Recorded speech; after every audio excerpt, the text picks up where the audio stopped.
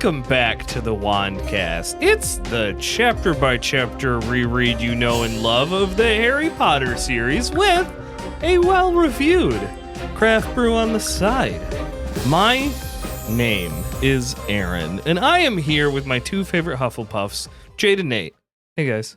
Hello! Hello! On this episode, we are, I'm very sorry, but spoiler alert, partying our way into Chapter 13 of Harry Potter. All right, cheers! The Prisoner of Azkaban, Gryffindor versus Ravenclaw. Cheers, cheers, cheers. To partying. Mm-hmm. That was the longest sip in podcast history. I have no idea what you're talking about. People who party definitely drink like that. Hey, Aaron is somebody who I can tell will appreciate a fine bourbon such as we are drinking now, and he will not be rushed for the sake of time. No, especially one that has been smoked. You deserve to enjoy That's the right. things you enjoy that you have deserved. Oh, okay. If you don't think about it, it works. Unfortunately, there's something else that I do not like thinking about, and that is the fact that it would appear as if Hermione and Ron are friends no more. Scabbers has been eaten by Crookshanks. Best case scenario, he is injured and lost. Best case scenario. Yeah. Ron is of the opinion that Hermione is a bad pet owner. Hermione She is of is. the... Sorry. You're not wrong. You're not wrong. That's his opinion. That's also my opinion. Hermione is of the opinion that Ron has been prejudiced against Crookshanks from the start. And yeah, Scabbers could just be... He could even, best case scenario, just be lost. She could stand on that argument and the argument about rats and cats and all that if she wasn't constantly like shoving Crookshanks in Scabbers' like decrepit little face. Yeah. If she was just not a bad pet owner, she could have evidence to stand on. However, like Harry, I am a man of evidence, so I am siding with Ron. Crookshanks, Hundo P, ate that fucking rat. 100%. 100%. Because she does say the rat or the cat hair could have been from Christmas. And yes, possibly. But, I mean, we know that Crookshanks goes up there by herself all the time, or himself, whatever it is.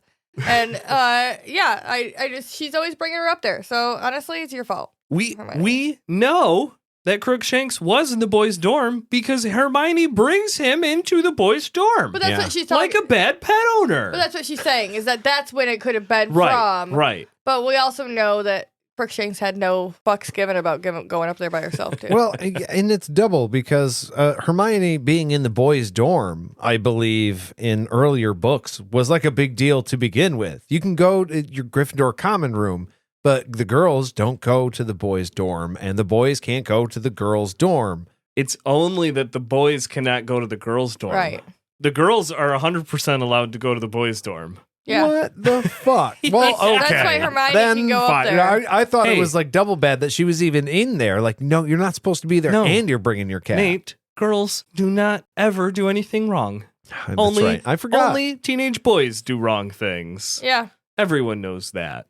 A girl would never willingly go up to a boy's room. Yeah. I mean, she did just now.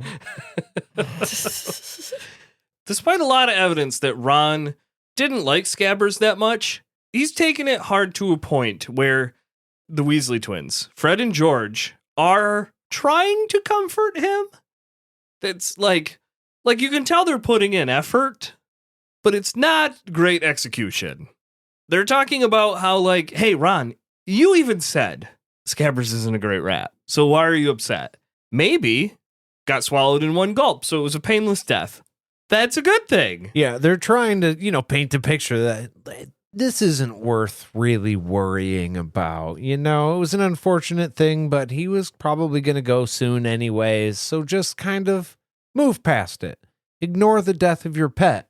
Right? Because that's easy to do, and this is good advice from an older brother. Hey, head on down to Hogsmeade, buy a new rat. Like our son, he had a couple rats, and he loved them, right? But he Yeah. also didn't think that, like, he knew that they weren't going to live very long. So he didn't expect it to be that big of a deal. Yeah, still seemed too soon. When it happened, he thought it was just going to be like, okay, well, that's the thing that happened. I knew it was going to happen. But when it happened, he was like, oh, this is sad. Mm-hmm. My little friend is now gone. And that's a big deal. Hermione's a dick. Well, Harry does his best to try to cheer Ron up. And I don't know if it's necessarily the only thing he thought of, but his first thought is to invite Ron to Quidditch practice. And I think that's a pretty smart fucking idea. Yeah, it'll that help should you work. get some energy out, get some maybe aggression feelings out. Well, and get Ron some fresh air, you know. And hey, afterwards, I'll let you hop on the firebolt, Fuck buddy. on the new broom, yeah. Well, Fuck maybe- on the new broom? No, Oh, I meant, okay, I shortened it. I hold Michigan on. shortened it for get the fuck on the new broom.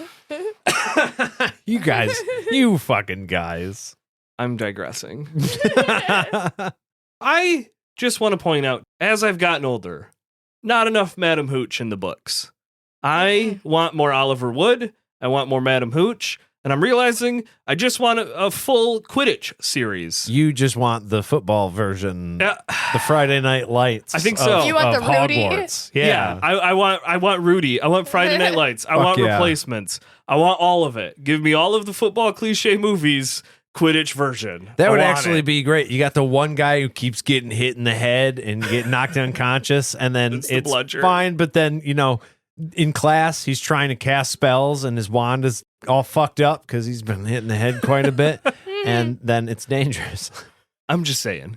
I mean, it would be fucking great. I would Yeah. watch that. I His would parents are subscribe to crying that. because there's nothing they can do because they didn't have to sign any kind of permission slip to give them any kind Right. of permission to play.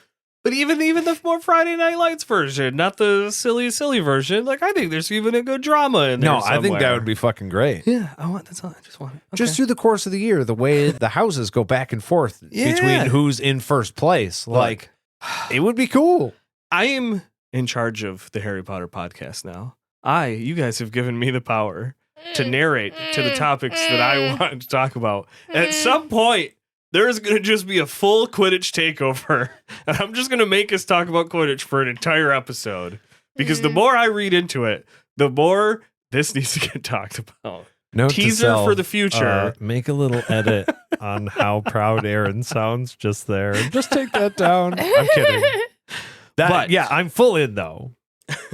Madam Hooch gives her review of the Firebolt. And it turns out, both in Madam Hooch's review and Harry's first foray onto the Firebolt, it's a pretty good broom.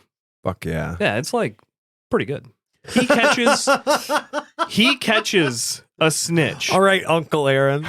in 10 seconds The, from when he spots it. the thing of the snitch though Yes. is that it moves erratically. Mhm. It's Yes. never the same. It can go fucking anywhere. So it's the first try. You gave it 10 seconds and Did you got just lucky? That's what I'm saying. Did he just get lucky? Was it moving or was it just sitting there? And he was just like, oh, I win. Yeah, that's kind of You know, There's not a million kids on the field either, you know, that you're Yeah. trying to weave through. the pressure of a real game Yeah. isn't on you. But I mean, it's still impressive. Yeah. We know he couldn't do that with his old broom. So it's an improvement. It does say that he watches the snitch dart out from behind wood See? and then catches it within 10 seconds. That's what I'm saying. So he did not Yeah. give he had a this lock snitch- on it the whole time. He did not give it a head start whatsoever. But like I think you said that with the it does move erratically. He has the agility with the speed to keep up To with keep it still. up To with get it. there Yeah. that So quick. it's not nothing. Normally, you wouldn't be able to get to it within 10 seconds of it getting out, probably. Yeah, but yeah, there could have been a more realistic example, maybe. Now, that was the first time. He does continue to do this during practice and does give it a head start, and still, it's very impressive. So impressive. It's like the team feeds on what Harry is doing with the Firebolt, and once practice is done, Wood, the consummate professional, says, I have nothing to say. No, That notes. was the best practice we've ever had. Fuck yeah. Just do it again. Just do what we did today. Do it tomorrow. Or not tomorrow, but coming up. Game day. Do it on game day. That's all. We're good. That says a lot. That's got to be a good feeling, though. Because Wood's not going to sugarcoat it. If he's got notes, he's going to let you know he has notes. After practice, Harry does let Ron ride around onto the firebolt. And he says he just walks around the pitch and kind of watches Ron. Ron has his fun. And then Harry Potter, the target of a serial killer, is out on the pitch being supervised by Madam Hooch, who falls asleep. Now, when she wakes up, she yells at him for letting her fall asleep. But Madam Hooch... She's not used to being up this late, right? Could be. This is a new thing that she's doing. But also, she probably fell asleep when what she thought was numerous children on the field, right? A lot different situation. Maybe she was... okay. She was asleep when the whole team left. And then they didn't wake her up to be like, hey, yo, maybe you should be watching. Because I had the same thought. But I did think what Harry should have done when they woke her up and she woke up so pissed is be like, Madam Hooch, you want to ride? Oh, yeah, that's a great point. And how awesome would it be to see your teacher just like, sleeping on a broom? No, not sleeping, but like having fun on the firebolt. Like she was so impressed by it. Yeah. And then she's not. Let her take a crack at it. She's going to give a little bit more leeway every time that you're out now. Jade, that's what they've been doing for the last 3 weeks. She's been riding it. Flitwick and Hooch. That's why it was going to take so long. Big Hogwarts doesn't want you to know. They've been riding it the whole time. Yeah. Oh, that is absolutely fucking fantastic. It's like, look, none of us are ever going to afford this thing. This is our only chance. Yeah, we're we teachers. each get 1 week to fuck around, and that is it. Well, now here's the thing. I think it's reasonable to say you should test it out to see if you think you're done. But probably not for 3 weeks. Somebody had to test it, but they weren't going to mention that to Harry. On that note, when we discussed that, where he asked McGonagall, for the 12th time, at that time she mentions a hurling hex. She's worried that there's a hex on there, a jinx, that was going to hurl Harry off his broom. That's after the 12th ask. That seems like a pretty common sense first thought jinx to put on the broom. Shouldn't that be something you checked for week 1? They were joyriding. That's what I'm And saying. They were joyriding. Hell yeah. Mick G was in on it too. She rode that broom. And She again, rode that broom. having all these teachers, you wouldn't be able to just have one of you pop on there and see if anything bad happened. It's not going to explode. So I'm saying that would have been day one and be like, we figured out there's nothing wrong with this broom. We're like, sorry, Harry. We've got a few more tests and then we'll let you know. And then they're all taking it out. Harry's been having trouble sleeping, so they got to be careful where they're testing it at because otherwise he'll be awake at night and then they'll zoom by and be like, son of a bitch, they got my broom. They head back to the castle. On the way, though, apparently unsupervised by Madam Hooch, because it's only Ron and Harry at this point. Yeah, weird. Harry thinks he sees the motherfucking Grim, alerts Ron. They find out it's just Crookshanks. Who, yeah. Same difference. Well, he who represents death.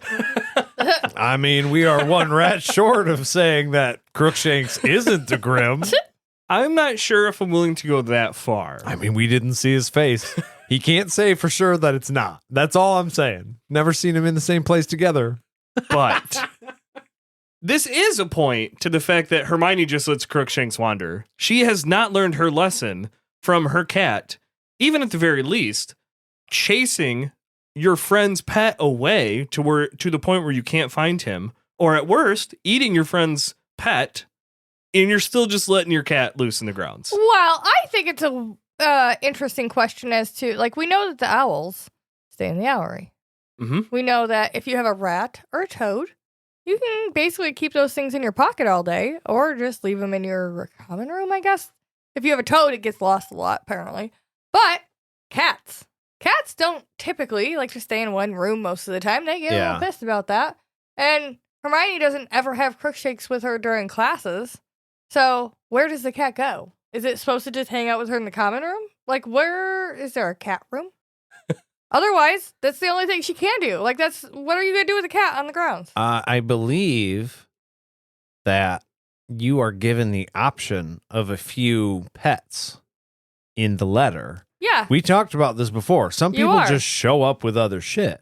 So you can choose between, I think it's owl, cat, toad, I don't think No. rat was on there. I don't think a toad was mentioned. I don't because think I toad think is it or was. is that? I think Yeah, the maybe first, I got that wrong. I think because that was the thing is when we heard Neville lost his toad, it was like that He's wasn't on not the list. supposed to have one, Yeah. right? It's a weird thing that the weird kid brought. But Hagrid mentions toads are outdated too when they're Yeah. in Diagon Alley that first time. I guess I was just thinking, since the school gives you the option, Yeah, like, hey, yeah. these are the things. We have things set up for these specific animals on the grounds, so they'll be able to be Right. taken care of. But yeah, I don't know. It's obvious Hermione doesn't keep it anywhere because it just goes wherever the fuck it wants. But we also know which cats do. That's what I was gonna say. But we know how cats are. So is that a bad on her part, or is that just how they expect cats to be? The difference is, like, we have a cat, right? We have Puck, little troublemaker. We love him very much. The reason that he doesn't cause trouble for our neighbors is because he stays in the house. Hermione needs to do the same thing. Keep it to the common room, right? I can see, because it's the Gryffindor common room. That is an area where she should be able to bring her cat. And I feel like Ron does need to take some precautions, but he also keeps it in his pocket. He doesn't just let his rat walk wherever the fuck it wants to because it's an old rat. So I think that it needs to stay there. And if they're in the Great Hall and Hermione knows that Ron's got his fucking rat on him, Crookshanks needs to be kept away. I don't Because disagree. otherwise, I mean, now his fucking pet's gone. That Yeah. fucking No, sucks. I know. I'm just saying. I just wish we had a little bit more insight as to the cat life at Hogwarts. So to that point, it does say in that first letter that Harry gets, you can have either an owl, a cat, or a toad. So it is the rat Okay. that's not mentioned. Ah. So yeah, it's when Oh, Ron shit. says he has scabbers, you're like, well, that's not on the list. So obviously, a big theory is that is just a 3-list example of common pets to bring. Or maybe Ron's an asshole and they didn't put rats on the list because they knew this was going to be an issue. When you look at the paperwork, the school is like, I'm sorry, Ron, you weren't supposed to have a rat to begin with. So It is mentioned that Lee Jordan has a tarantula. So it's not just Ron. Like there are other pets. So that's where it's like it's so probably cats on the menu too. That's where it's like it's probably this is just a list. You can have others. So it might just be context, which would be maybe a size issue. Like, hey, just have common Yeah. sense. Don't bring your horse. That's probably not a great idea. Hagrid did. It's fine. I He do just think keeps it in though his I do think though that they probably do have resources like for the specific animals, like they do owls. McGonagall's cat army. Yeah, it's McGee's office. The cattery. They're just Yeah. all in her office. That's Yeah. fucking great. However, this does bring up a good point. I saw a comment on if it's just a size issue, how come there's not little puppers there?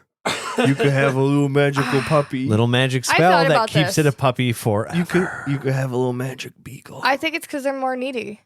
Oh, maybe. They're louder. Like, Well, you I have to won't take them say outside that. for walks. You have to take them outside. Like, cats can have a litter box. Rats you can feed in your hand. They poop everywhere, but whatever. It's just little pellets. I just want a little Toys. puppy with me. I in know. I don't Hogwarts. disagree. I don't disagree. Well, let's take a little break and go pet my dog. Can I pet that dog? I think we have to now. You guys let me go Now pet that that dog. the idea of dog petting has been introduced to Jade, there's nothing that's going to stop her. Let's take a little pet that dog break, and we'll be back right after this. Pet that dog. Hey, Nate, what are we drinking today? Today, we have another beer from Wild Tea. We've got strawberry, pineapple. I know, right? Your tropical vacation is just one sip away with our strawberry pineapple Wild Tea. By the way, not our. That's what it says on the website.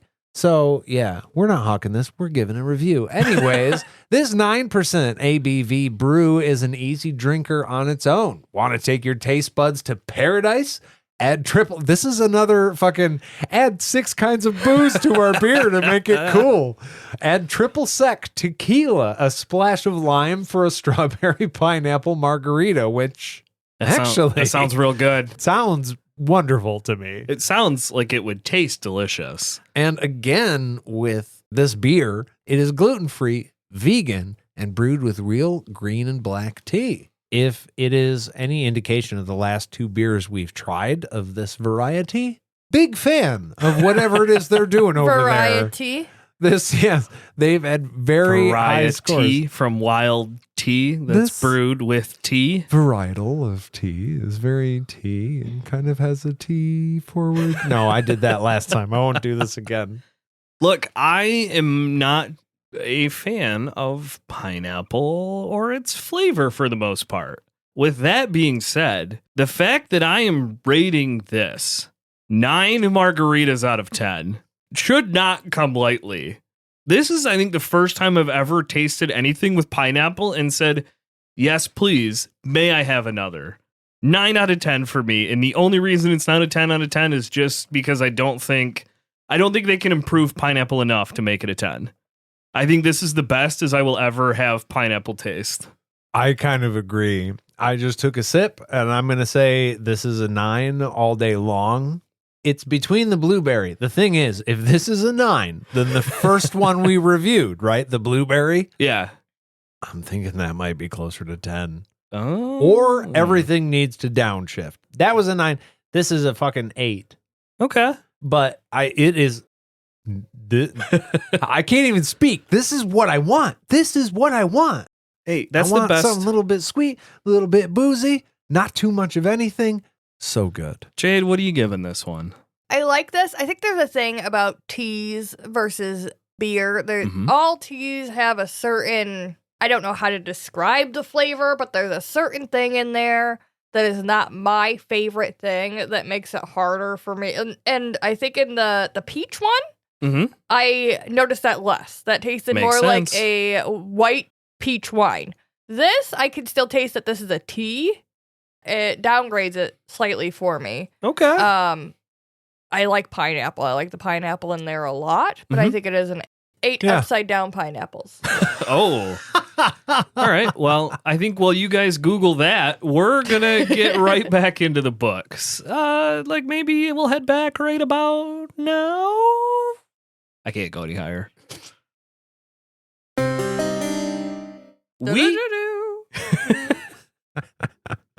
We are back, and it is motherfucking game day, bitches. game day. Hold on. Hoot, growl. Sorry, what? There's going to be a game day like tomorrow. That's kind of important personally for our state, or like most people in our state. Oh, yeah. Right? Yeah. The Lions are What? going to play the 49ers tomorrow in their first championship game in like 39 years, something like that. It's exciting. It's fucking awesome. Yeah. Yeah. Oh, yeah. We're at a moment in time that we won't be ever again. Like going forward, we will know whether or not they were in the Super Bowl or Yeah, whether yeah. they, That's you true. know, When whether you this was guys- the end. Yeah, when we're listening to this, it's a well-known fact of what has happened a few weeks ago. However, right now, Yeah, we're in the same headspace as they are right we're now. experiencing history. Yeah, right now it's exciting. Like The there's still a Lions, palpable moment of the like there's De- potential, right? The There's Detroit hope. Lions are good at football. There's hope for the first time in a long time Very long that time. hasn't true. been there. A very So, long time. Yeah. It is game day. By the time you guys hear it, you won't be able to do anything. Like you won't be able to No, like, yeah, I'm here it'll- for it. But you know, It'll all be over at You that guys point. can't see it, but Aaron just started painting his face blue and silver. It's running a little bit, but it's a good look. I like it. Everything's fine. No, that's a good point, Jade. That is similar to where Harry and Co and the team are at. And it is a very emotional thing. yeah, and it's a lot a of big it's game. Well, and a lot of it's because of the firebolt. So much so that Harry receives a bit of an honor guard down to the Great Hall for breakfast. Yeah. Because it's like, hey, ain't no one fucking with the firebolt. It was checked for jinxes. Ain't no one touching it now but Harry. And we get a couple of cool little moments here because Cedric Diggory comes up and gives congrats to Harry for the nice broom. You know, like, hey, that's a great replacement for your Nimbus. And like, and Cedric seems like a good guy. You know, he wanted to restart the match or do a redo, even though he absolutely won the game fair and square when they played each other. yeah. Even though Harry fell because of the Dementor interference. But like Cedric seems like a nice guy. Good sportsmanship. Yeah, out of that I was young gonna fella. say, yeah, he can respect. What is it? Game respects game, right? Yeah. He knows Harry's a good seeker. We don't have to hate each other, even though you're much worse at this game than I am. But I can be a good guy about it. It seems like if you were another 13-year-old boy, he would be infuriatingly great guy. Great looking guy. Oh. Great well-meaning guy. Yeah. Like, yeah. just, God damn, that guy is just a great guy. A little too nice. A Yeah. little too Too great. A perfect. little Yeah. too nice. Yeah, Yeah. I can see that. Well, we do have the opposite end, like the full opposite end of the spectrum, because Malfoy also comes up. You know, this is in the Great Hall. There's teachers. This can't get fisticuffs. These are just verbal barbs. Oh yeah, But I love this type you're of not shit. going to risk getting kicked out of the game Yeah. before the game. I love this type of shit. Malfoy suggests that firebolt might be a little too much broom for Harry. That there's probably a bunch of extra features, because, you know, Harry needs all the help he can get. And Harry responds that it's really too bad that Malfoy's broom doesn't have a fucking third arm, you little bitch. Because you can't catch the snitch on your own. Fucking roasted. Goddamn. Give me junior high fucking chirping, man. This is wonder great shit. if in Hogwarts, instead of people being like, "Oh, burn, they got you," if they're just like "Incendio," because it's hot. Yeah, there's fire. Incendio. Yep. I think they do. Hopefully they're practicing safe wand waving and not wand waving while saying the spell, because I don't think we want a bunch of fires starting up. Yeah, that would be dangerous. Yeah. We already have discussed about how if you do things too many times, you can have misfires and all that kind of stuff. I don't want to introduce fire to all this. Oh. Wow. After breakfast, it's time for the teams to head down onto the changing rooms. We see that it is beautiful weather. Could not ask for a better day on the pitch. And Harry sees Ravenclaw's Seeker for the first time, apparently. And it is Cho Chang, and she is, indeed, quite pretty. Hey, Joe, what's going on? Yeah. Fuck that. This is just before a game. It's psychological warfare. Ignore everything. He's not. That's the thing. Everything's perfect. This would be a perfect game if he wasn't like, oh my God, look at that girl. Hey, Nate, Keep your head focused. It does mention that she is the only girl on the team. Might be head games. I feel like you're disrespecting Cho in this moment right here. Absolutely Very much not. so. You. Oh, it's head games. We put a girl on the team for head games. No, Jade, you are underestimating what I will do to win a sports ball game. I will use every advantage in my pocket.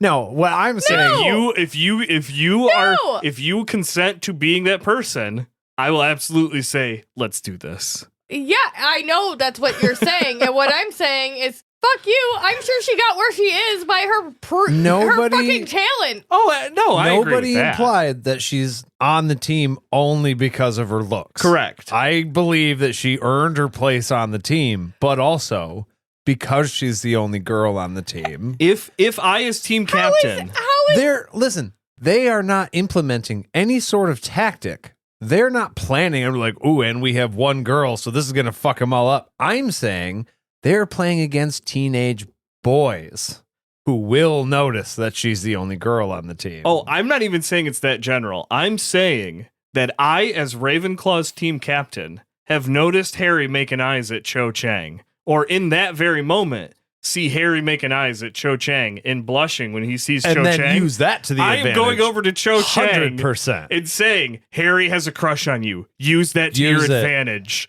Outfly him, distract him, do what you must. Get out in front of them, In that wiggle their moment- butt just a little bit. I am 14, and there is nothing more important to me than getting that Quidditch cup. In that moment, okay, yes. I'm just saying. Where's he gonna look? You got the snitch or boobs? That Snitch is what I mean. or boobs? That is what I mean. I am by no means questioning Cho's Quidditch No. abilities. There's no such thing as bad information. It's only how you apply it. I arguably would apply it in a bad way.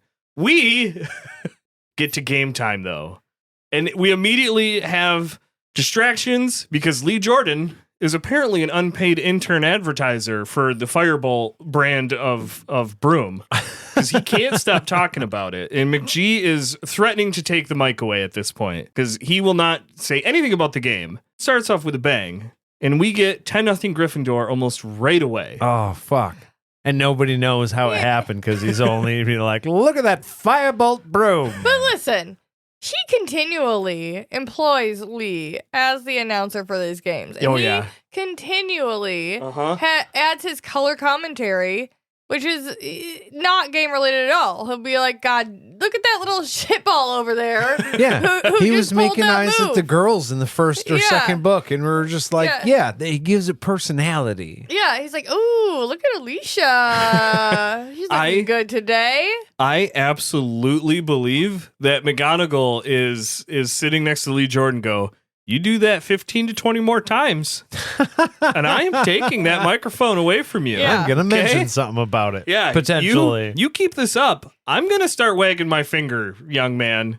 But then next year comes, and he comes up and he's like, I'm doing the announcing, right? And she's like, absolutely. Why would you even question it? Yeah. Obviously. Yeah, why? You passed. You had glowing reviews last year. Yeah. Well, Harry even sees the snitch very quickly. Unfortunately, Ravenclaw has a skilled beater who is able to send a bludger his way, losing the snitch from view. And it's just it's not a great start to the game. You got up by 1, you lost the snitch. You want to end the game early, you want to score points. Yeah, because like we've talked about how the other people can score all the points they want. Most of the time, it doesn't matter until that snitch is caught. But if you can clinch the snitch early, oh, yeah. I mean, game done. You guys don't, there's no work to be done. It's just over. And now he's got this new broom. So he's just like, okay, we're just going to shut these people down. You win the Quidditch Cup by scoring the most points. So in theory, you would want a longer game because in a longer game, you would score more points. If you go for the longer game, don't score the points, then it backfires. But if you catch the snitch within 2 minutes and you always win at 150 points, you might lose because you might not have scored enough points as the season goes on. Scored any extra points Yeah. on top of winning the game. If the other team scored 16 goals, if they got 16 goals in the time it took you to catch the snitch and your team got 0, but then game over. If they win then they'll be ahead of you. But then, and we can talk about this more next book, because there's a very specific instance of this that is a little bit different. But anyway, but then you get to the point of, do you catch the snitch and purposefully lose because then the other team doesn't score as many points? Or do you try to give your team time to come back and then you catch the snitch and win? This is actually really interesting. I have been thinking so much about Quidditch. That's assuming you can catch the snitch. Like, if you have the opportunity to catch it, are you going to have that You might not. opportunity Then again? you have that choice. Are you willing to run that risk? It's like we're having you do useless work during the game, right? The snitch, catching the snitch almost always, unless you get over 150 points. So if they've got 200, then all bets are off. But you do all these points that don't actually win you the game that day, but you're higher on the roster later because of doing that. So it's just like another piece of the game, long game, built into the actual sport itself. Gryffindor lost their first match because Cedric caught the snitch, Right. but the points they scored did matter. Spoiler alert. For later, yeah. So they're not useless points because even if you lose, it's all about that long. Quidditch is a fast. That's what I'm saying. You can actually lose the game, but do yourself a favor for I the think you guys need standings to have later. your own side podcast about that. Jade's right. That's true. Jade's right. I started this book 3, thinking Quidditch was ridiculously dumb, and I am now like, no, Coming around it's on fantastic. It should be a professional thing for adults, though. It'd be a fun way to. It figure is. Out. We got drones. Should we We're go almost play there. Quidditch? Okay, We're almost continue. Very quickly later, Gryffindor rebounds a lot after Harry loses the snitch. They're up 80-0. Hell yeah! Hoot, growl, hoot, growl. Ravenclaw responds quite quickly, though, and they score 3 unanswered goals, making the score 80-30. We're cool. Okay. Once again, Harry spots the snitch. Cho tries to run interference, and Harry gets distracted, and Wood specifically yells at him, "There is no time to be a gentleman. knock her off her fucking broom, and commit murder? I mean, look, if you have to, you have to. We've got to win this game. Are they 30 to 40 feet in the air? Yeah, This is murder. Look, where's the she net? There should be a did net. not have her parents sign a waiver. That's her fault if she falls. What if Knock her off the Dumbledore? broom. What if Dumbledore is in the popcorn line right now? Well, that sucks. There should be a foam mat of some kind. You know what would be worse? Losing the game. That's true. You could also lose Safety the game. regulations. Yeah. Of Well- some kind. Helmet. Now, listen. I also want to say she's on some kind of like Comet 360 bullshit or something, right? So I don't understand Fucking how Comet in the fuck 360. she's fast enough to see Harry move, unless she like, maybe logistically where she was positioned, it makes sense. But in my brain, I'm like, how did she get in front of you anyways with your fast ass? In my opinion, there is a lot of proof that Harry is probably a talented seeker, but there is also a lot of proof that a lot of Harry's luck comes from having the best broom on the market. I'm not trying to say Harry is bad at Quidditch, but I am saying that I believe this specific instance is showing that Cho is a much better broom flyer than Harry. That having the fastest broom does not necessarily mean you're the fastest person in the pitch. Which it Right. shouldn't. Cho's experience is paying off for her right now. Which especially at a public school. In a way. I'm just saying the line should be a little even, right? You shouldn't be able to be like, I have the best broom, so everyone else can fuck off. You can't rest on that. You shouldn't be able to. Right. Well, we do know that Lucius, Luscious Lucy, I know. bought the entire I Slytherin know. team. So it's like, And I think that's bullshit. I think the whole school should Yeah. we also know that McGee bought Harry a fucking broom, but they won't give Ron Yeah, a wand. it's- There's yeah. problems, okay? I just wanted to mention at the gun club of which I am a member, there is this old guy who shoots trap and skeet. I like shooting trap, but he has an older, a lot of guys there have just beautiful guns that cost several $1,000s. Mine is not that expensive, and neither is this old guy who I have literally never seen miss. But it's like, yeah, just because you have the super expensive thing doesn't mean that A, you know how to use it well, or B, guarantee your success in any endeavor with it. having the fastest car doesn't mean you're the best driver. It means that you can crash it faster than other people. That's right. It means you'll just hit the wall that much faster. Yeah. Well, Cho was successful in distracting Harry because he loses a snitch.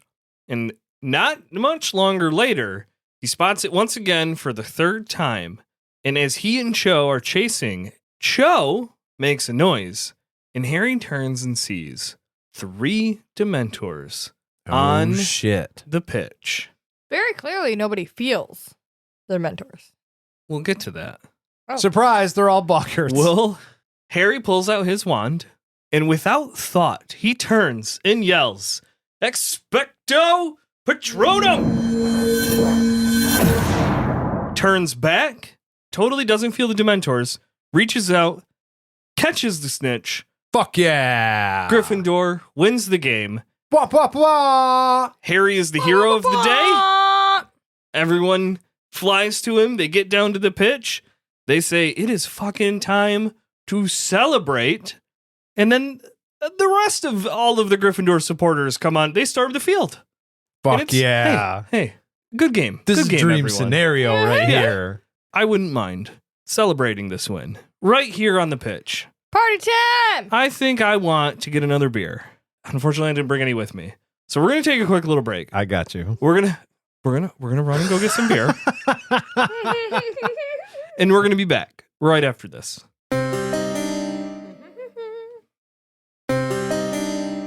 We are back into the celebration of a Gryffindor victory. And the cherry on top of the cake here, Professor Lupin is down onto the pitch and congratulates Harry on a massively impressive Patronus. Because this thing was, in fact, an actual fucking Patronus. Fuck yeah. It says something enormous erupted out of Harry's wand. So this was... Yeah, that one. I'm sorry. 4 out of 5 doctors says it's a thing that happens to a lot of guys. You accidentally cast a spell. Wow. There's nothing wrong with that. But they didn't describe what it looked like. They were just like, something big came out. Ah. No, it doesn't. I did find that interesting that no one at any point in the near future mentions that his Patronus has a form, because spoiler alert, we do find out eventually that it had a form. That Patronuses in general have a form. And that Harry's was a fully formed Patronus, and it had a specific shape, and no one says anything about it, which is kind of weird. Sorry for the spoiler alert to a book series. I'm sure many of us have read, but spoiler alert. I was just going to say, the last time that he did it, it was just kind of a barrier between him and the thing. So Absolutely. as far as we know, a successful one is just a big square barrier. Well, Lupin did mention that a fully formed Patronus could charge. Ah, yes. So, and that's Harry's charge. He was up in the air, cast the Patronus, hit Dementors on the ground. Asterisk. Harry asks, he mentions to Lupin, hey, I never even felt the Dementors. Like, I'm so fucking good at the Patronusing Dementors. And then we find out that it was not actually Dementors. It was Malfoy, Crabbe, Goyle, and Marcus Flint. Motherfuckers. The whole time.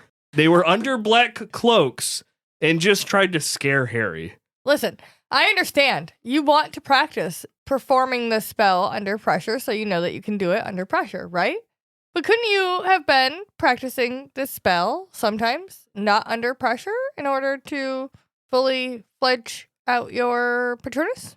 Or, apparently in magic, placebo's good enough. Like, Harry thought he was in danger from a Dementor, so he was able to cast a Patronus. Yeah. Does Weird. it not matter that it was not actually a Dementor? I think maybe. Because then, It shouldn't have, because, right, you're casting a spell, right? So it shouldn't matter, right? If you can cast a spell correctly, you should be able to cast a spell regardless of what you're casting it against, even if it doesn't work because the thing isn't there. That makes sense to me.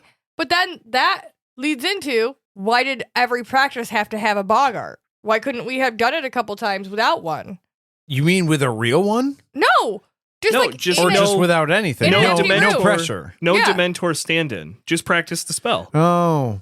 Learn about it in theory, do a couple practices, and then bring in your that's stimulus. a good idea. Hey, 2 things. Again, another spoiler alert. I apologize. If you don't want to hear spoiler alerts for the first time, skip ahead 10 seconds. Here we go. We find out in future books that you can cast a Patronus just on your own, because that's how they send messages. And we also find out that... it's been 10 seconds and I don't remember. Oh, I can edit it down into 10 seconds. What was the second thing? I don't know. Patronuses that we learn. Squirm, little piggy squirm. I don't know. I'm sorry. What was the questions? Why couldn't they practice it? Do the presence of Dementors have to be... Yes. Yeah. And very quickly, second point, we do also learn that you have to mean spells for them to be effective later, too. So this could be an instance of as long as you mean to cast a Patronus, you can. And if you're not threatened with your life, maybe you can't. But then, again, couldn't we have practiced without stimulus in order to up our chances of success when we actually brought the stimulus in? I think so. Now, for all the people that skipped ahead, let's just pretend like we've been having the best time. Ready? 3, 2, 1. That is by far. Oh my God. I don't remember what you guys both said it at the same time. Do you believe it? I don't remember what you said, man. but holy shit, that's the funniest thing I've ever heard. I can't even.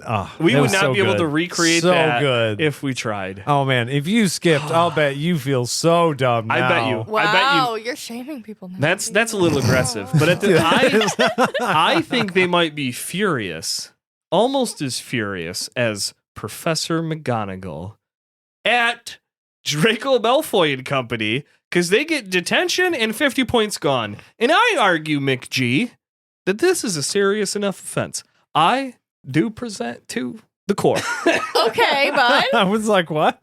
that this serious crime, not Sirius Oh, Black that's what related, he was doing.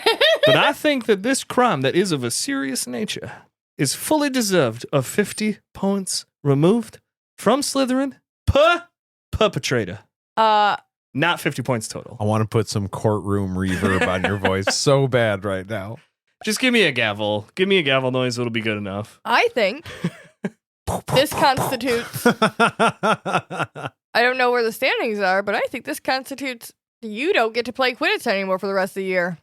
Yeah, how about Oh, detention that just happens to be at the time that the games would start? Oh, shit. That's Shoot. unsportsmanlike conduct. To the fullest. And you are not allowed 100%. to play anymore because you tried to sabotage the other team.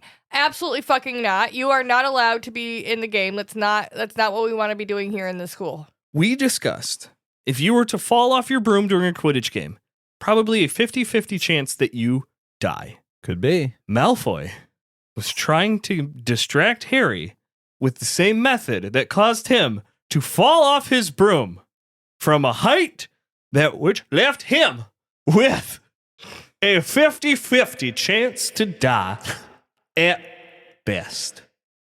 I do declare that these children should have points removed per perpetrator, in addition to detention on Saturdays at 11 a.m. every day for the rest of their term, making them unable to play Quidditch. I think just banned from the Quidditch team as well. Or we can just ban them. I'm fine with banning them. But no, absolutely, I don't think it's fair, and I think it's just really fucked up that they don't even address the fact that he tried to murder the other Murder. child, and you're fucking a kid who has a medical issue. This is like chucking peanuts at the peanut allergy kid. Oh, fuck. I mean, Okay, I can't disagree with you. no, gravity's a thing, and you're making them head towards gravity. So. Or, pretending they're peanuts, they're actually just corn nuts. But you said they're peanuts and you're chucking them at him? They wrote peanuts on them. Right. Yeah. That's what this is. I think that's pretty fucked up. You somehow made it sound better and worse at the same time there. I think we're maybe focusing a little bit too much on a very serious situation, but what have we learned is the most important thing right now. Actually, ever. Of all time. At all times. Chronomancy. The most powerful magic ever. No. Oh. There's something more powerful than Friendship? the most powerful. No, definitely not. Oh. But there is. I'm sorry. Hey, Is it shut the friends the fuck up. No way. If you keep this up, I don't know what I'm going to do. I'm going to drink more of your beer the next time I come over. No. There is one thing that matters right now, and it is the most important thing, number one, at all times, and that is, and it's time to fucking party. It's time to party. Time. Back into the common room we go. Hermione is trying to read in the common room when she has a dorm available to her, yet instead, she attempts to sit by the fire and read a book during a party. Nerd. Hermione, I respect that you are an individual and that you don't necessarily have to go along with the grain and that you can study in this Love that moment grind. of celebration. I respect it, okay? Not a fan of, or not afraid of adversity. Why do sorry. you always have to be so contrary? We are here to celebrate. You guys are misreading what's happening. Oh, She's not being contrary. she's proving a point. No. Oh, What's happening? She went to the game. She sat alone. She doesn't have any other friends. There's a party going on right now. Nobody wants to sit and talk and hang out with Hermione. Shit, so now And we're the being saddest- dicks. And the saddest no. thing at a party is to stand in a corner with a drink and look like a loser. So you know what she's doing? Instead of trying to party and pretend like she She's fits pretending like she doesn't want to she's party. pretending like she doesn't want to, but and being she's a part reading of the books. party. Yeah, because Now Harry, I'm sad. her Fuck. somebody that she cares about more than anybody in the school, just did a big thing. It's a big thing for Harry. She wants to be a part of it. She can't be a part of it, so she's doing it. She wants to show support, has limited options, takes the only option available to her. Okay. Yeah. Still a nerd. Hermione, what I said is not false. No, I'm not Hermione saying is that. nerd. Yeah. She's trying to save face in this. This is the best way she can be at the party and feel comfortable. Yeah. I get it. Your point is absolutely driven home because Harry does come over to her and, like he has the same mindset I just had. And he goes, "Did you even come to the game?" She was like, "Yes, of course I came to the game, Harry. Like, Ron and I might be fighting, but what? I'm a Gryffindor. You're still my friend. 2, I'm still your friend. Yeah. I still, Quidditch matters to me because it matters to you. Like, I'm going to go to your games." Harry does inquire, though, like, "Why are you reading the book, though?" Hermione kind of points over to Ron at a perfect moment when Ron is bringing up how Scabbers would have loved to have been at this party. Scabbers loved Quidditch. Fred and George had snuck away earlier. They went down to Hogsmeade, brought back a bunch of candy and party supplies. Scabbers would have loved that. And this does, in fact, upset Hermione because, like, even if Hermione tend to be a bit of an asshole, no one deserves to go run into their dorms crying to end their night. And Ron is very much of, sorry, I'm not sorry. I don't care. She deserves this because her pet killed my pet. And I think. And I mean, I agree. But also, Hermione, on top of all of this, is very much on the end. Like, we have seen her saying, I have to read 400 pages before morning. Like, she's spreading herself very fucking thin. All of her friends hate her. So she's like, she's on the edge, man. She's doing what she can. I don't agree with everything she's doing, but I love my cat. And I felt very overwhelmed myself before, so I kind of understand it a little bit. She is trying to just be with her friends, and if she's going to save face and like eventually make it better, she's going to have the hard talk. Now, look, Ron doesn't know for sure that his pet is dead yet. There was blood. His pet's missing. Those are the facts. A lot of evidence point towards that, right? But no body, so no proof. Looks like it could have happened, sure, but you don't know that yet. Leading theory. I have a cat. I personally know that a lot of times you find the whole body, just not the head. Yeah, good point. So, good point. I mean, I'm just saying, Ron shouldn't jump to the conclusion that his pet has been murdered by Hermione's cat. Hermione should eat maybe just a little bit of humble pie and acknowledge that she was pushing the situation a little farther than she should have. But really, there's no reason that they can't be friends anymore. And that's not going to happen if Hermione accepts the fact that they are not and then just never fucking comes around. Right. So I get it. That is Ron's main point. He's upset that Hermione is not acknowledging that she has been a bad pet owner. She has. Like, she clearly lets her cat run loose in a shared public space. It's like playing your phone or playing the music on your phone without headphones in on a bus. And listen. Oh, yeah. You're just an asshole. Yeah. And Scabbers did look shitty before she even got Crookshanks. Absolutely. And he is a very, very old rat. Yeah. So we thought Egypt was the perpetrator of Scabbers' poor health. Right. Oh, yeah. And being killed by a cat instead of a bad health might have actually been better. Is that the nicest way to say it? Absolutely not.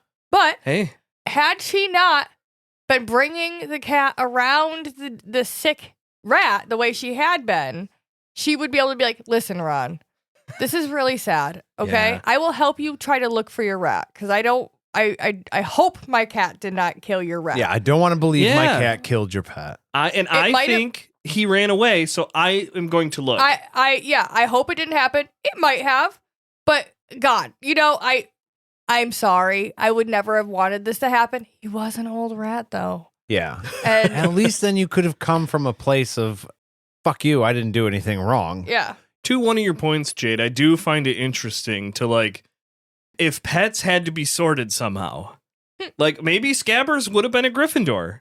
What if he would have preferred to die fighting Crookshanks? Because that would be the brave way to go out. Maybe, yeah. Like, there's no way for us to know. There's no way for us to know what house an animal might have been. That's what I'm saying. Once you come to common ground, cool. once you could have a chit chat with your friend, like it could be a little gruesome, but as friends, once you can break that ice a little, you could be like, man, really though. You don't want Scabbers to like waste away. This is probably the best way for him to go out, right? Yeah, and it quick, buddy. It sounds rough, but when you're like in that moment of like healing together, you'd be like, yeah, you're fucking right. You know, he hated that fucking cat. He probably took a couple good swipes at him. That's probably why we haven't seen Crookshanks in a minute. I mean, look, we're not far off from talking about how Fred, I can't remember which one it was, but Fred or George mentioned like he probably got eaten, man.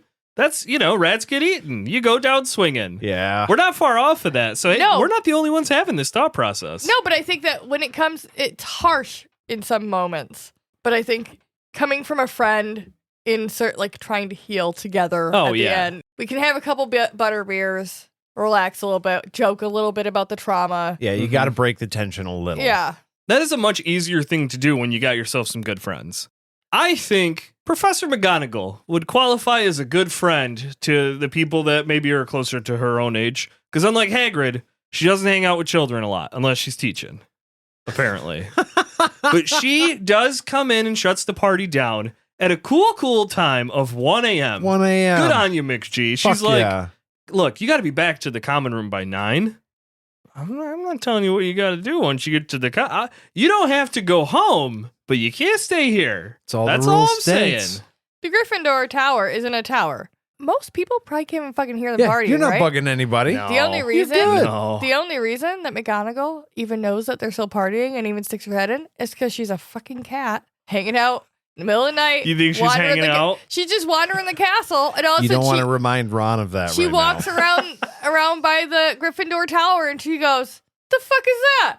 Oh shit! Those kids are still up partying." Until she transforms back into a person, pops back in up. there, and she's Yeah. like, "Guys, really?" And then she just turns back into a cat and keeps doing her cat stuff. Wait, I can't blame her for getting interrupted doing something that, normally would like be of a comfort, let's say. Yeah, You she know, probably to her. likes being I a can't blame cat, doing cat shit. I would love to be doing cat shit. Who doesn't want to be doing cat shit? Well- Puck looks like he's loving doing Yeah. cat shit. Like sleeping. I would hate to be interrupted if I had been sleeping. And unfortunately, that happens to our main man, Harry, because once the party's done, he heads to sleep, has a dream, a very weird dream, and gets woken up by screaming. Specifically, Ronald Weasley's screaming. Oh no. Because he just saw, standing over him, Sirius Black in a dormitory with a knife. Dun dun dun. Harry even mentions that he thinks he hears the dorm door close. Oh fuck. Everyone wakes up, heads to the common room, but Head now, towards the place where the serial killer went? I Maybe. don't think that's the Yeah. right move, guys. hey, there's strength in numbers. But Jade, McGonagall comes back very quickly. How does she know they're all back up? McGonagall 'Cause is Sirius is- Black. They're Because the she's same doing person. cat shit. But did she just hang out at Gryffindor Tower knowing that this might happen? No, I think she's just wandering around the castle, and she probably happens to be in that quadrant of the cat. She's a cat. She's zooming. It's the middle of the night. She's doing her zoomies. That's true. She's all over the place and she can hear really, really well. She knows something's going on. I think she's got a way to monitor the common room from her office. Oh, I mean, also the I fucking think, yeah. portraits. Yeah, But yeah. Jade, you have had your hand up so politely. What would you like to say? couple things. First of all, absolutely asinine that Sirius Black was able to be in there, even if every single person closes their curtains at night, which I think is super unlikely that every boy in that fucking little dormitory closes those things at night because somebody's lazy. I gotta tell you. But even if they all do, this man is able to run down the stairs and out while people are screaming and making commotion and coming down and upstairs and nobody sees him. Crazy town. On top of that, I'm confused about whether or not the dormitory, their actual fucking dormitory, has a door. Because it's depicted in the movies as not having a door. I don't think it does. We talk about the cat coming in and out willy-nilly. Hermione comes in, nobody knocks, which I think it's ridiculous that they don't, because privacy. The boys should be able to change their clothes and not have their dicks out in front of everybody who just wanders in. But number two, if it does have a door, then it is way more fucking Ronald's responsibility to shut the fucking door Yeah. so that the cat can't get in and eat his rat. Okay? That's all. Do you? I have one follow-up to this. Just the one. Jade, how do you really feel? Please don't hold back. Yeah, don't hold back on our account. I think that was it. I think I got it out. You got it all. Those are a lot of very good questions because, yeah, I know in the movies I don't believe there's shown to be a door. I think it's probably not a self-closing door. So if you open it and don't close it, it stays open. In which case, yeah, we are finding out, like in most cases, Ron is absolutely at as much fault as the person he thinks is at fault in a debate or in a disagreement. There's a door. Supposing there's a door. Supposing there's a door. And also, I just want to throw in real quick, because I've had a little bit of time to mull this over. We never hear mention of a cage for scabbers. Ever. Oh, no, definitely not. So, I mean, that's another thing too, like a rat should also have a safe space where Ron doesn't have to have it on his person to be safe. Or in a bag. He puts him in a duffel bag at one point. We've been giving Hermione a lot of shit, but Scabbers doesn't exactly have all the things he would need either. No. I.e. a safe, warm place to sleep and poop and eat, drink water, and just all of that. Yeah. Hermione is, in fact, a bad pet owner, but she is not the only bad pet owner in Gryffindor. That doesn't Tower. negate Here's the fact that Ron may also be a bad pet owner. If there is no door. Oh, yeah. If it's full movie scenario. Then you would have to have a cage. Her pet ownership. I mean, granted, carrying him around and like bringing him in there on Christmas Day, full on asshole move, right? I get where you're going, though, I think. You can't control a cat. Yeah, if there's no door, you can't stop the cat from leaving the girls' dorm or stop the cat from going into the boys' dorm. That does make a lot more sense. If there's a door, then Hermione is at fault. If there's no door, then it's on fucking Ron, guys. Well, and that's the thing is, if there is a door, it's his door to his bedroom where his rat is. If there's no door, you know that you are taking your pet into a no-door dormitory where other people also have pets. That might be the carnivore. That's knowledge you would have to have ahead of time. Or the direct predator to your pet. And that's what I'm saying. Have cages. Well, that's the, like, it might just be that most other pet owners have cages and Ron and Hermione don't. I have fully blamed Hermione for this entire thing throughout me reading Harry Potter books all. This was fully her fault, and now for the first time, I'm starting to consider there were things Ron should have done too. This is why I mentioned the cat room, because if there's a cat room, then absolutely when Hermione is not with her cat or in the common room or in her bed, she should put the cat in the cat room. Which I assume would not be one room because the cat would not be happy in there. But because that's assuming that the dormitories don't have doors. If they have doors, this is a different story. She could close it in her room. Cat wouldn't be happy. But also, she could not leave it in her room. And Ron could just close his fucking door. If there's no doors, then Scabbers should be with Ron all the time. Or it's nobody's fucking, like... I mean, you're not wrong. I think, Jade, there is... one thing that you brought up that you said that there apparently no one saw him. One quote unquote person did.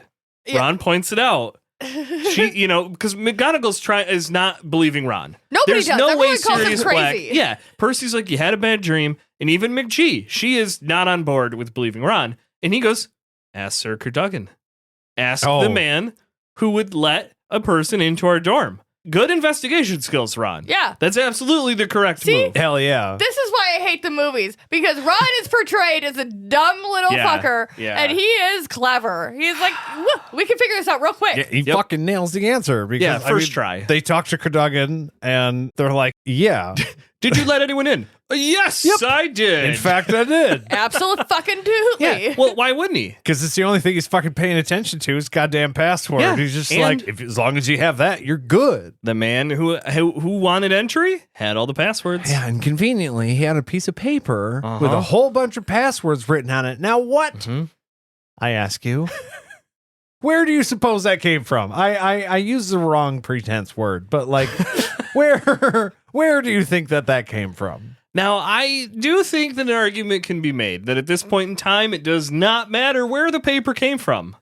However, it's fucking Neville's paper. Yeah. Like a Gryffindor, like a brave but potentially stupid man, when McGonagall asks who was dumb enough, what silly boy, what stupid person. I'm actually here. I'm gonna look it up because he's like, we're not gonna be mean. He's like, what dumb dipshit, stupid motherfucker, dull, ignorant piece of shit kid left their paper with all their passwords on it, which for a serial killer to find. Abysmally foolish person wrote down the passwords and then just left them around. That cuts me deep. Left them lying around. Yeah, Jade, do you have a guess? One of it was Neville. Oh, okay. Yeah, good guess. That's correct. But yeah, one of the Gryffindors who has been subjected to this bullshit that nobody has complained about to you.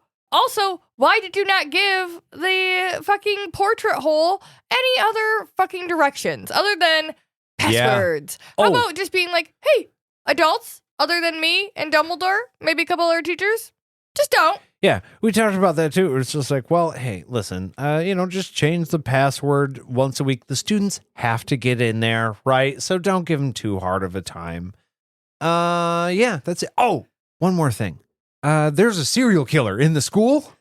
Maybe don't let him in. Yeah. Maybe just him, keep out. But listen, we don't want other kids to get into the portrait, but are we really worried about the other students sneaking into the Gryffindor? Right now, especially? Yeah, not really. No. All students, probably pretty cool. You can let the kids in pretty much.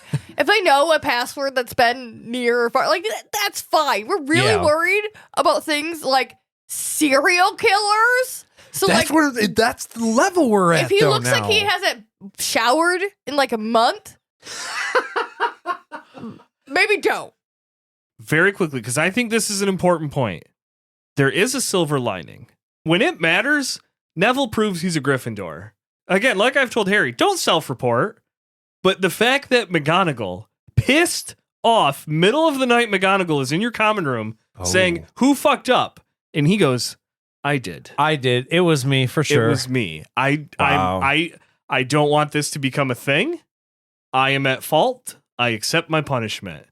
Neville proves he's a Gryffindor more often, I think, than people realize in this book series. Neville's not necessarily stand-up guy. Not necessarily for good reasons. He may not have his shit together. Not for good reason. But he's a good person. Absolutely. I also think that's kind of tragic. I think part of it is he knows that Harry is at risk. And he would never want Harry to get fucking hurt because of something he did. He'll take his licks. He doesn't want anyone else getting hurt. Really interesting is that we don't really hear about Neville being a part of any group. He's not really with Dean and Seamus and all of those kids. And, more often than not, he's on his own. He's on his own, or he comes with Harry and them, and they don't invite him in, even though he is so willing at every turn to be like, hey, this was me. Hey, friends, it's me, Neville, part of your friend group. Noticed you went to Quidditch practice again without me. Everyone can go. You can invite me. Hey, you know how your dad had I'll help you move, though. I'll help you move. Your dad had 4 people in his friend group? Because, that could work. You only have 2. You only have 2. I don't know if you knew that. It's a fine thing. Yeah. I just want to get that in there because that is what I think about it. If you want to let us know what you thought about this chapter or this episode, you should send an owl to podcast. That's the wrong button. Oh my goodness, it just keeps going. All right, that might have been on purpose, but it was a lot of fun. Okay, for real now, if you wanted to let us know what you thought of this chapter or this episode, you should send an owl to podcastatt@gmail.com. We cannot wait to hear from you. You can also follow us on all of our social medias to see what we're up to during the week and get them updates. If you really enjoyed this episode, you can go to patreon.com/podcastatt and make a pledge there of any fucking amount. It doesn't have to be a lot. It doesn't have to be a little. But there's a lot of stuff for you to enjoy there, and we hope you do. Thank you very much for listening. And we'll see you real soon. Real soon. Bye. Roaring down the field.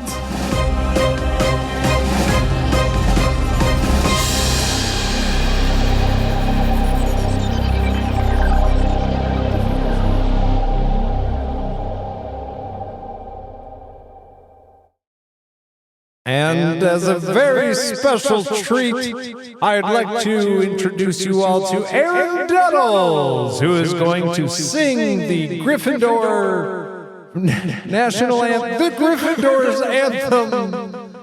Take it away, Aaron. Hi, thanks for letting me do this.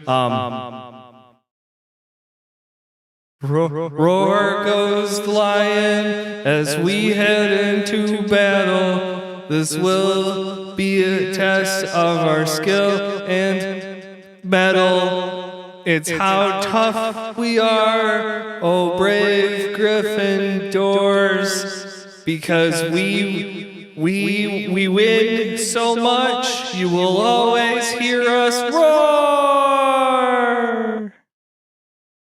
Woo. Thank you very much, Aaron. That was a riveting rendition. Okay, go back on your seat now. Thank you.